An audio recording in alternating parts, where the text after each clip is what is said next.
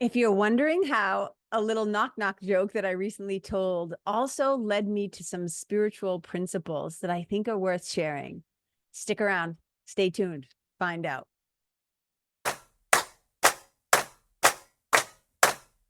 Hey, you guys.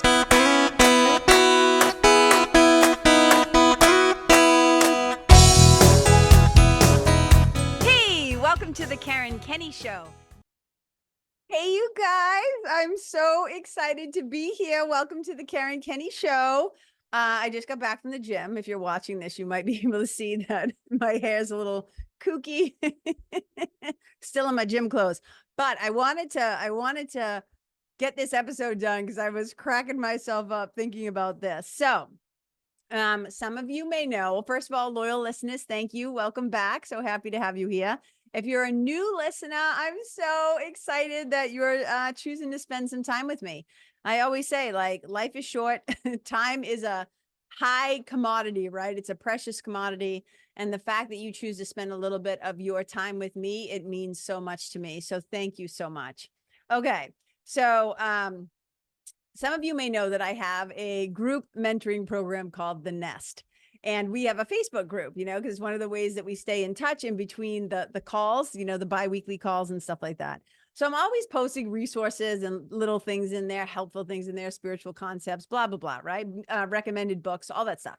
But I also love to just share little things that I think are funny, right? Because we all could use a little lightening up. We could all use a little levity sometimes. So there's this knock knock joke that I have always found like hysterical. And if you can hear, I don't know if you can hear it right now, but there's like a major like thunder, lightning, rainstorm happening right now. So I apologize if there's any background noise. But there's this wicked funny little knock knock joke, and I'm going to set it up for you, right? So that you can see it. So imagine that there's like a wooden door, some concrete steps, and we can tell this is like way, way, way back in the day, like ancient times. Okay.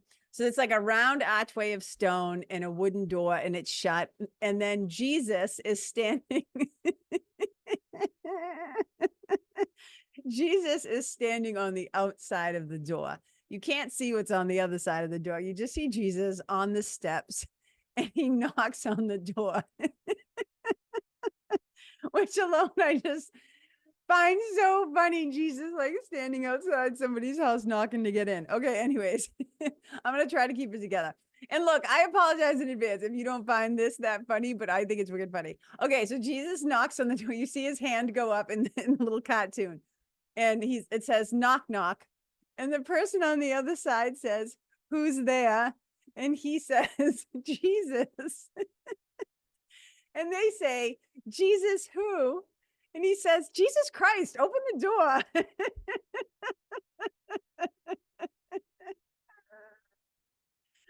Oh my God.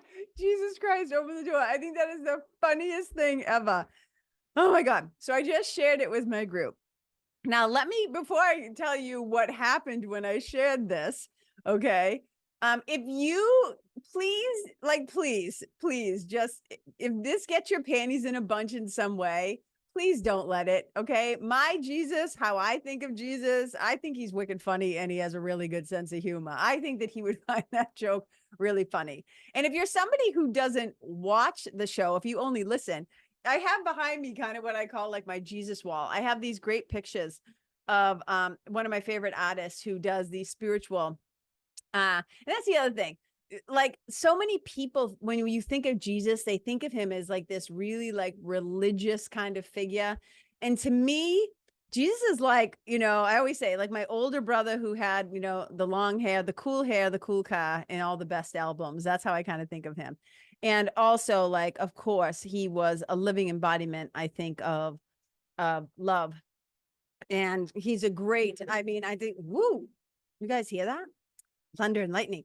I think he was a great example of what is possible. The divine possibility of humans. I think he was a walking and living example. So we don't have to get into the whole thing, but I just wanted to say this. So Jesus and I are tight in our own way, right? I don't claim him to belong to any, like just to me. I think he's a free agent and all that stuff. Okay. So I posted this joke everybody's like laughing and hiding it and whatever. And then one of the members said, with a wink, she's like, "Oh, as if the door was ever really quote unquote closed." And she did little quotes around it, as if the door is shut to Jesus, right? And we were kind of laughing. And I said, well, here's the thing. And I think of Jesus as the embodiment of God's love. And we can talk about that word too. If the word God, if the word God, remember, words are just symbols of symbols that we have assigned meaning to. It's why I did a whole episode. If you haven't listened to that podcast episode, Don't Let Them Ruin God for You, go listen to that sucker, because I think so many people, because of the way, like I was raised as a Catholic kid, right? But I know so many people who grow up with such a fear of God, with such this feeling of not unconditional love. They feel like it's totally conditional. There's all this all this bullshit and guilt and stuff that this performing, almost the spiritual performing that has to happen, right, in order for there to be a relationship between you and Jesus or you and God or whatever. So whatever your faith background, I think Jesus is, like I said, I think he's a free agent. I think he's available, whatever your spiritual path is. You don't have to be a Christian kid, a Catholic kid, or whatever, right? I just think that you can have a relationship with the divine in many forms. Okay, I just want to say that. So one of the things that I was saying is when she said, oh, as if the door is ever really closed. And I said, yeah, the door is never closed. Right? The door to God, that the pathway to connecting to love, source, the creator, that creative life force, divine intelligent God, whatever you call it, right? That door is never closed to us, but we can often feel and think, right? We'll sometimes get up in our head and we start to get a little squirrely. We start to think that that door is closed. And I was saying to them in the nest, like, if it ever feels that way, there's only one person that's actually doing the closing. I always say, like, the divine is standing right there within your own heart. But as this analogy, the divine is always standing right there, right in front of you. And it's you. And I'm doing a little thing with my hands. It's you that like moonwalks out of the room. You know what I'm saying? And so when I was typing out this response, right, to one of the people in the nest, and I said, the door is never closed. It's always open. And then as soon as I said that, you guys know how I say sometimes I hear, like, in my mind, I hear it, but it's more like a word impression. It's like all of a sudden the words are there. And what I heard so clearly in my head when I wrote this, I said, the door is never closed. And I started to laugh and I said, Jesus is like an all-night diner. Jesus is like an all-night diner. He is always open, 24/7, always open, never closes. We can certainly close our heart, right, to him. We can certainly close our heart to the divine, however you define that, right? But it's always open and it's always available to us. And when I was thinking about that, I was thinking what often happens because of our childhood programming is we believe we have to be a particular way, look a particular way, love a particular way. Like there's all these rules and regulations about what is available to us and where we are welcome and where we belong or not, based on, the programming that we got as children, often in the church or from your parents or your elders or your community or whatever it is, like your culture, how you were brought up. And I just don't play that game. Like, I just don't believe that God or love or Jesus or whatever is reserved for certain populations. Like that, to me, that's just not how I operate and how I live. And it's not how I believe. And definitely as a spiritual mentor, my approach has always been, similar to that great quote from Ralph Waldo Emerson, where he says, God enters by a private door into every individual. God enters by a private door into every individual. And what has always been interesting to me is to help people, first of all, remember that there is a door. There is a door within their own heart. There is a door that exists within them. And then to kind of point to the door. And I always say, like, when it comes to external teachers, right? So first of all, trust your internal teacher. right? Whether you call that spirit, Holy Spirit, spiritual team, the voice for God, whatever you call that, right? Trust your inner teacher first and foremost.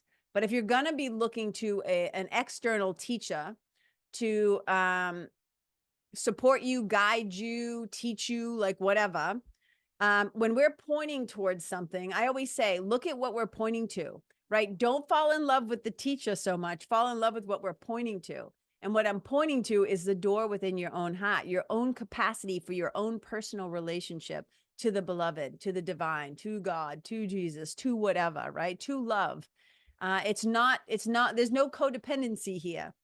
This is about reminding you like, hey, there's a door, and the divine enters into every individual through their own private door. So you get to decide what that relationship looks like. So what lights me up is helping people to either discover that relationship, to deepen that relationship, to sometimes recover that relationship, because sometimes there was damage done, right? Through again, the programming and all the shit that people go through when they're kids and what they're told about themselves, etc. And people can come to believe that they're not worthy of unconditional love. They can come to believe that they're not good enough, that they're not lovable, that they're not enough, period. And it's all a lie. Like, we come through with our worth intact. We come through being enough, right? We are an extension of the divine itself. So like that door 24/7, right? Remember, God, right? Jesus, love, it is like an all-night diner, open and available to us 24/7. And even if you have been away from it from a really long time, if you have not connected, right? Whether through having a DSP or, you know, through your prayer practice or meditation or contemplation or journaling or doing, you know, reading of spiritual books or whatever. If you feel like you have been like, you know, outcast or abandoned out in Siberia or something, out on the tundra by yourself, you can always, always, always come home, and you can always choose to swing open that love door. You know, it's like automated doors. Even you don't even sometimes have to swing it up. Just step forward, right? Step forward and be like, hey, I want to get back in touch with this part of me that has never really left the divine, the part of me that is in constant connection, communication, and communion. Because like I said, you can't ever be separated from your source. It's just that we think we can. We sometimes will feel like we have been abandoned. We'll feel like I can't feel that connection to anything greater. And this is one of the things that the nest is about. It's about bringing together people that are kind of trying to do the work of personal development, mindset, subconscious reprogramming with the mojo and the magic, right? Like the heartbeat of spiritual principles and practices to help us remember who we truly are as God's kids, as an extension of love. And like I said, I let people call it whatever they want to call it. I use that word God because I'm wicked comfortable with that word. That word doesn't weird me out. If that word weirds you out, you insert your own happy word. You insert your own word right there. Again, I don't care what you call it. I do care, and I am excited about people remembering, right, that they have a connection to the divine, to the universe, that there is a divine spark within you, right? That with just a little blowing on it, right? That little spark can turn into a flame. And I often say it's like a fire that you can keep yourself warm by. It is a fire that can give you more light. It will help you to see better in the darkness. You know what I'm saying? So I think it can be really, really helpful. And so remember, you have your own private door too. And if you feel like, hey, the door's been closed, if you somehow, and I hear this a lot with people, not to pick on Catholic kids, it's just the thing that I often hear is that like they are recovering Catholics, or they are like, you know, used to be Catholic and now like da da da da. Because a lot of kids feel like that when they left the church, and this could be any kind of religion where you feel like it has failed you in some way, right? A lot of times when people leave the church, they also leave all the parts behind that maybe spoke to their heart a little bit, or maybe they would have found comfort or clarity in, you know what I mean? And so I just think it's something to think about, that if you, and I know a lot of people too in 12-step programs, right? When they're returning to this concept that there is a higher power or a higher, something of some kind. And even if you don't like to believe in something like that feels to you as religious-y, I'm doing air quotes, or too spiritual, just think of the highest love and the highest good and the highest self that you are. Getting in touch, reopening the door to that self can be a really powerful thing. So just remember, you step up to the doors, they're like automated doors, man. They open up, you go in, the lights are always on, and there's yummy snacks. You know what I'm saying? So I just love this concept that came into my head that, I don't want to be like I came up with, but to me, I came up with, right? That like Jesus is like an all-night diner, like God's like an all-night diner, always open, and you're always welcome to come on in and grab a seat and get some nourishment, get some nurturing and get some nourishment. And it also works this way too, right? I want to share another quote. It's from A Course in Miracles, because I think what happens sometimes when we do feel like that door is closed, we create a prison of our own making. We feel like we are shackled to our own attack thoughts and judgment of ourselves, that we're not worthy, we're not good enough, that why would, like, if you only knew who I've been and what I've done, God, Jesus, the divine, whatever, will never forgive me. And I always say, well, God doesn't have to forgive. I'm like, God doesn't do forgiveness because God never condemns. I really believe that, right? So people can believe whatever they want to believe. This isn't a show of me telling you what to think. I'm just sharing kind of my POV and where I'm coming from. And I always think it's good to say that this is what I believe right now, and who knows where I'll be 5 years from now, but this is what I think right now. And I always say, I always reserve the right to change my mind. And as I get smarter and better, maybe something else will occur to me. But I kind of think that like everybody's welcome to the table. Everybody has a seat at the table. Everybody is welcome in the all-night diner. You know what I'm saying? Oh, and it makes me think of my friend James Anderson, who wrote a book that has All Night Diner in the title. It's a fantastic book. So Google that too, if you're interested, if you're somebody who reads and you like good stories. It's a fantastic story. There's actually 2 of them. Okay, but let me get back to the Course in Miracles quote. So a lot of times we can feel like the diner doors are like closed to us, right? Because of our past, because of things we've said or things we did or who we've been or whatever. And we create a prison of our own making. And there's a line in A Course in Miracles that I have always, always, always loved. And it says, my chains are loosened. I'm going to say this twice, right? I'll say it first one time fast. My chains are loosened. I can drop them off merely by desiring to do so. The prison door is open. Okay, one more time from A Course in Miracles. My chains are loosened. I can drop them off merely by desiring to do so. The prison door is open. The door is open. You can get up and leave, right? That belief of I'm not lovable, I'm not worthy, I'm not good enough. And we can choose to put more positive, more loving, more kind and compassionate and merciful and forgiving thoughts in our own head. And this is some of the work, like I said, that I do with people. So if you are listening to this and you're like, I want to be in the all night open diner. I want to be in the all night diner. I want to talk about these things and learn these things and practice these things, right? And so much of the work that I do, you guys, it's about shifting your mind from fear to love. It's about returning to love. It's about shifting from a thought system of fear over to a thought system of love. That's how the miracles happen. That's what a miracle really is when we have a shift in perspective. And when we can start to see ourselves differently, man, is that a miraculous thing. When we can start to see ourselves with more compassion and grace and mercy and kindness and forgiveness, amazing things can happen. So you guys, if you want to ever join the nest, the doors are always open. The doors are always open. You just go to KarenKenney.com/nest, NEST. All the information is there. It's an ongoing monthly group, right? We meet twice a month online. We do coaching calls. I do some teaching. It's fantastic. There's discussion. We have a group. It's an amazing community. It's $50 a month, right? $50 a month. You come in. And you can always find out what I'm up to by following me on social media, obviously listening to this podcast where I announce whatever I'm doing. And also you can get on my email list, KarenKenney.com/sign up, one word. All right, you guys. I think that's what I have for you right now. I hope this has been fun or helpful. I hope the joke made you laugh or smile or whatever. And wherever you go, I hope you keep your sense of humor because it is getting extra weird out there. You know what I mean?